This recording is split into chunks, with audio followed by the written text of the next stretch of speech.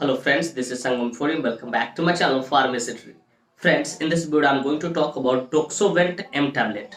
So friends, without wasting any more time, we should start the video.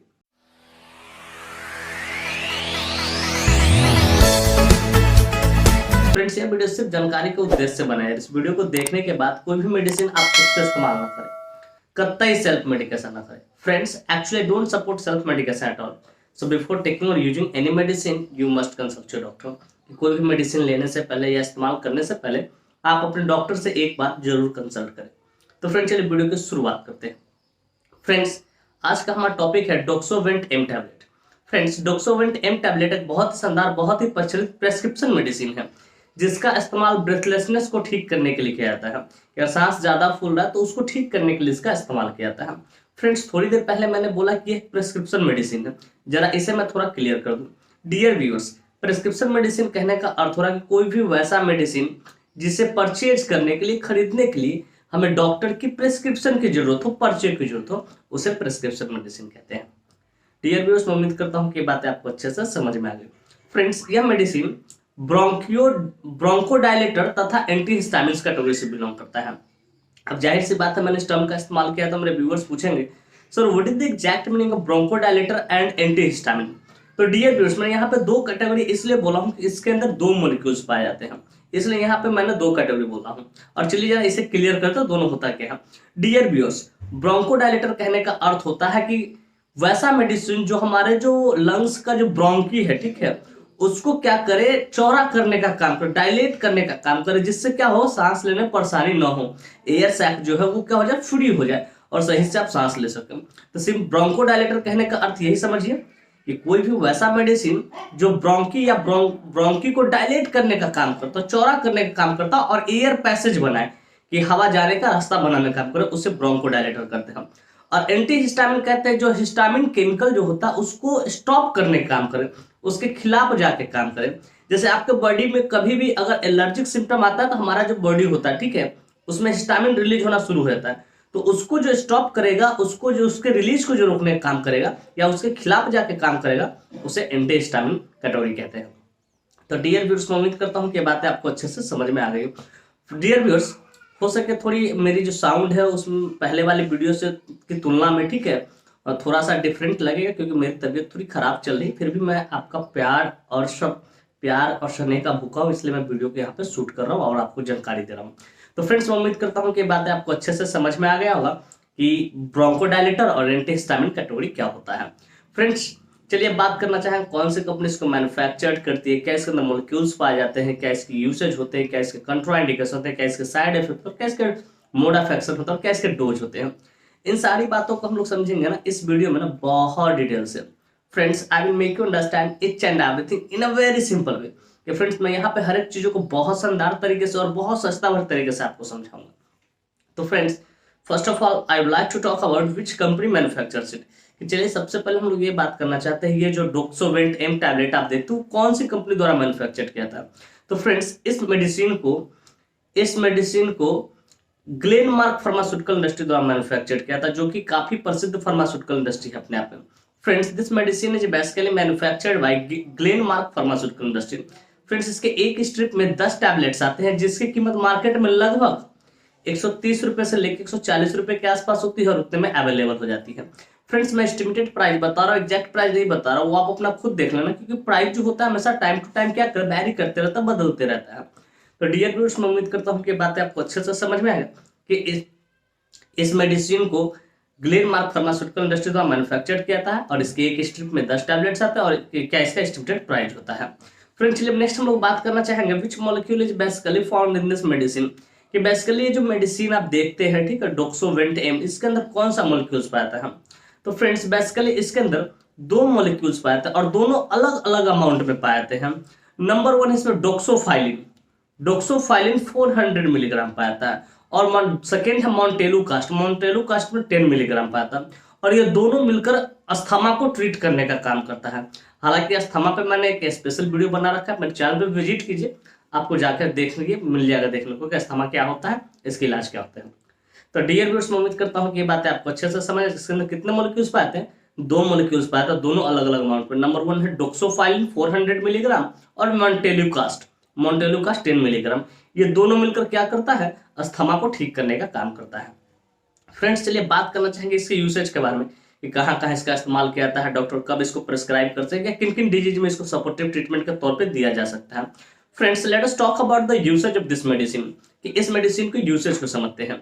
तो friends number 1 usage है treatment of asthma, कि अगर कोई व्यक्ति अस्थमा से सफर कर रहा है या अस्थमा विक्टिम है, चाहे वो मेल हो फीमेल हो, इट डजंट मैटर, अगर कोई अस्थमा का शिकार है या अस्थमा है तो उसको ठीक करने के लिए इसका इस्तेमाल किया जाता है।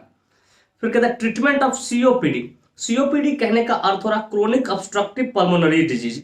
ये एक ऐसी डिजीज है जिसे दूसरे शब्द में हम लोग एम्फीसीमा भी बोलते हैं, और इसमें पेशेंट को ना सांस लेने में बहुत ज्यादा परेशानी होने लगता है, तो उसको भी ठीक करने के लिए इसका इस्तेमाल किया जाता है। जो ब्रोंकी जो एयर सैक जो होता है, ठीक है, जिससे ब्रोंकी से जो हवा जो जाती है, जिसे हम सांस लेते हैं फूलते हैं, वो क्या होता है, वो नैरो हो जाता है, जिसके कारण सांस लेने में दिक्कत होती है, सांस फूलने लगता है। तो उसको भी ठीक करने के लिए इसका इस्तेमाल किया था सीओपीडी को, जिसको दूसरे से हम लोग एम्फीसीमा भी बोल सकते हैं। फिर ट्रीटमेंट ऑफ ब्रेथलेसनेस, कि अगर किसी का दम बहुत ज्यादा फुल है, ठीक है, ऑक्सीजन की कमी होती है बार बार, तो उसको भी ठीक करने के लिए इसका इस्तेमाल करते हैं। फिर treatment of difficulty in breathing, कि अगर किसी को सांस लेने में भी दिक्कत हो रही है, ठीक है, तो उसको भी सपोर्टिव ट्रीटमेंट के तौर पे ठीक करने के लिए डॉक्टर इसका इस्तेमाल करते हैं। फिर treatment of shortness of breathing, अगर किसी को शॉर्टनेस ऑफ ब्रीदिंग हो गया हो, ऑक्सीजन की कमी हो गई, सांस लेने में दिक्कत हो रही है ज्यादातर, तो उसको भी ठीक करने के लिए डॉक्टर इसका इस्तेमाल करते हैं। फ्रेंड्स बेसिकली इतने सारे जगहों पर डॉक्टर इसका इस्तेमाल करते हैं अस्थमा के पेशेंट के लिए, ठीक है, इतने सारे जगहों पर। और इसके अलावा भी डॉक्टर इसका इस्तेमाल करते हैं ट्रीटमेंट ऑफ आर्टेरिया इन्फेक्शन, और किसी का रेस्पिरेटरी ट्रैक्ट इन्फेक्शन है, ठीक है, तो उसको भी क्योर करने के लिए, उसको भी ठीक करने के लिए इसका इस्तेमाल किया था।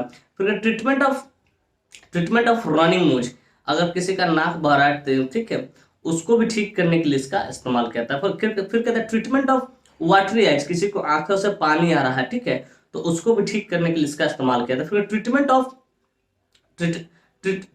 ऑफ स्नीजिंग, कि अगर बार बार किसी को छींके आ रही तो उसको भी ठीक करने के लिए इसका इस्तेमाल किया था। और यहाँ पे मैं ये क्यों बोल रहा हूँ वाटरी आइज, रनिंग नोज और स्नीजिंग, क्योंकि इसके अंदर मोन्टेलू कास्ट भी है। तो फ्रेंड्स बेसिकली इतने सारे जगहों पे इस मेडिसिन का इस्तेमाल किया जाता है। Treatment of asthma, treatment of COPD chronic obstructive pulmonary disease, treatment of shortness of breathing, treatment of breathlessness, treatment of RTI infection, respiratory tract infection या लंग्स डिसऑर्डर भी आप उसको कह सकते हो, ठीक है। फिर कहता है treatment of sneezing, treatment of running nose या ट्रीटमेंट ऑफ वाटरी आइज। ये इतने सारे जगहों पर डॉक्टर इसको प्रिस्क्राइब करते हैं, इतने सारे डिजीज को ठीक करने के लिए डॉक्टर इसका इस्तेमाल करते हैं। तो डियर व्यूअर्स मैं उम्मीद करता हूँ इसकी यूसेज आपको बढ़िया सा समझ में कहाँ कहाँ इसका इस्तेमाल किया जाता है। फ्रेंड्स चलिए बात करना चाहेंगे इसके मोड ऑफ एक्शन के बारे में, कि आखिर ये काम कैसे करता है। तो फ्रेंड्स बेसिकली इसके अंदर दो मॉलिक्यूल्स होते हैं, दोनों मॉलिक्यूल्स अपने अपने तरीके से काम करते हैं। इसका जो नंबर 1 मॉलिक्यूल है वो डोक्सोफाइलिन। डोक्सोफाइलिन क्या होता है, एक ब्रोंकियोडायलेटर होता है। ये ब्रोंकी को क्या करता है, डायलेट करने का काम करता है, एयर पैसेज बनाता है, हवा जाने का रास्ता बनाता है, जिससे सांस लेने में कोई दिक्कत ना हो किसी व्यक्ति को। तो ये ब्रोंकियोडायलेटर डोक्सोफाइलिन। अब बात करते हैं मोन्टेलुकास्ट। मोन्टेलुकास्ट क्या होता है कि ये एंटीहिस्टामिन होता है। It stops the release of chemical messenger histamine, कि जैसे ही आपका बॉडी एलर्जी के कांटेक्ट में आता है तो आपके जो भी ये पार्ट्स देख रहे हैं बॉडी के स्किन के अंदर, तो उसमें सब क्या हिस्टामिन रिलीज होना शुरू हो जाता है, तो उसको जो हिस्टामिन जो रिलीजमेंट होता है उसको रोकने का काम करता है मोन्टेलुकास्ट। तो ये दोनों इस तरीके से मिलकर काम करता है। तो फ्रेंड्स मैं उम्मीद करता हूँ इसको मोड ऑफ एक्शन भी आपको बढ़िया से समझ में आया। फ्रेंड्स चलिए बात करना चाहिए कंट्राइंडिकेशन के बारे में। Friends without knowing contraindication we should never ever administer any drug any medicine to anyone, कि बिना कंट्राइंडिकेशन जाने कभी भी किसी को कोई भी मेडिसिन आप एडमिनिस्टर नहीं कीजिए, वरना इसका परिणाम घातक हो सकता है। तो फ्रेंड्स नंबर 1 कंट्राइंडिकेशन है प्रेग्नेंट लेडी, कि अगर कोई लेडी प्रेग्नेंट है तो उसको आपको नहीं देना है बिना डॉक्टर से कंसल्ट किए। फिर कहते हैं ब्रेस्ट फीडिंग मदर, कि अगर कोई स्त्री अपने बच्चों को दूध पिलाती है, लैक्टेशन मदर है, स्तनपान कराती है, तो उसको भी आपको नहीं देना बिना गाइन डॉक्टर से कंसल्ट किए। फिर कहते हैं लिवर डिजीज और किडनी डिजीज, कि अगर कोई पेशेंट लिवर डिजीज और किडनी डिजीज से सफर कर रहा है तो उसको भी आपको नहीं देना है बिना डॉक्टर से कंसल्ट किए, क्योंकि डॉक्टर ही डिसाइड करेंगे कि सुटेबल डोज क्या होगा उस टाइप के पेशेंट के लिए। फिर कहते हैं हाई बीपी, कि अगर किसी पेशेंट का बीपी बहुत ज्यादा हाई हो रहा है तो बिना डॉक्टर से कंसल्ट किए उसको आपको नहीं दीजिएगा।